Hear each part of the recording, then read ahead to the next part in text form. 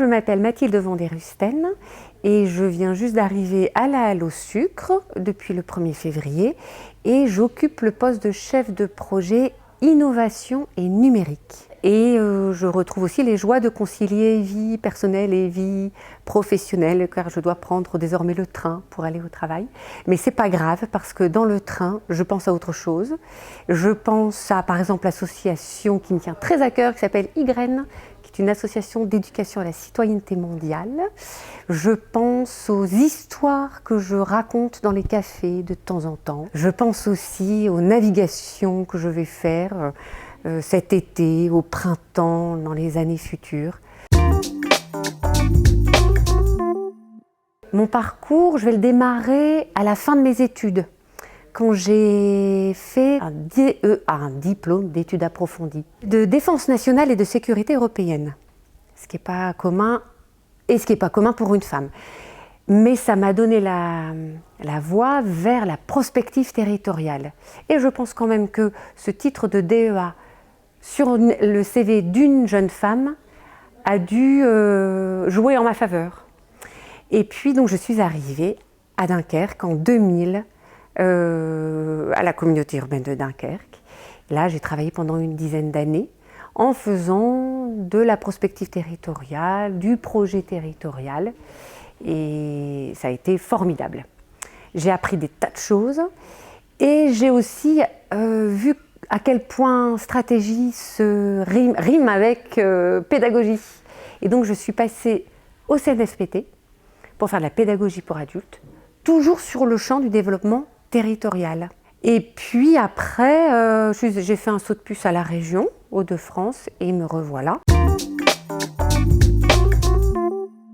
Mon identité de femme dans ce parcours, c'est arrivé assez tard, à l'occasion essentiellement en fait, des maternités. Alors j'ai 4 enfants et c'est là où j'ai vu ce que c'était en tant que femme de travailler, d'avoir 1 heure de transport porte à porte le matin et le soir, donc 2 heures par jour, et avec des enfants petits en bas âge.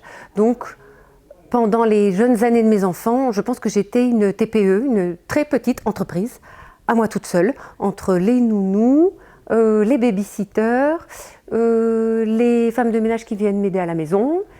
Voilà, j'ai été incollable sur l'URSSAF, avec aussi mon travail de fonctionnaire, donc incollable sur le secteur public et privé. Effectivement, on touche un peu à la famille, à l'intime, là, mais c'est un intime qu'on peut partager aisément avec plein de femmes, en fait. C'est le fait d'être couteau suisse, c'est le fait de... Alors, à la fois couteau suisse, parce qu'il faut penser à tout. Avant la journée du travail, il y a déjà une journée de maman. Après la journée du travail, il y a une 3e journée de maman. Donc c'est vrai que c'est pas des anecdotes, mais c'était un état d'esprit.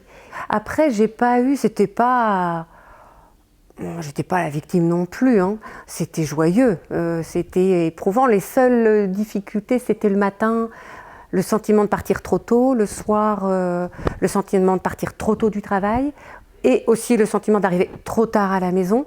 Donc voilà, c'était ça qui était un peu pesant, à vrai dire. Mais il y a à côté plein de joie et à côté, ça aide à relativiser les petits soucis de la maison quand on arrive au travail. Et ça, les soucis du travail, voilà, relativisent les soucis de la maison. Et surtout que quand on a 1 heure de train, ma foi, ça fait... prendre le point, on fait le point, c'était très bien. Et en termes d'anecdotes, mon genre féminin, voilà. Récemment, je me suis rendu compte effectivement qu'il y avait encore du chemin, parce que jusqu'à présent, j'avais pas été marquée à ce point-là. J'ai pas eu de mauvaises rencontres, tout allait bien.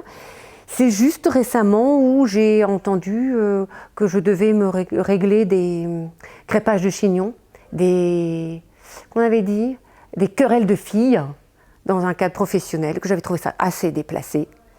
Parce que quand on parle de querelles d'hommes, on ne dit pas des combats de coqs. Voilà. Et puis une autre fois où j'ai compris qu'une femme devait en fait se marier et porter des talons. Et c'est là où je me suis dit, bon, il y a encore du chemin à faire.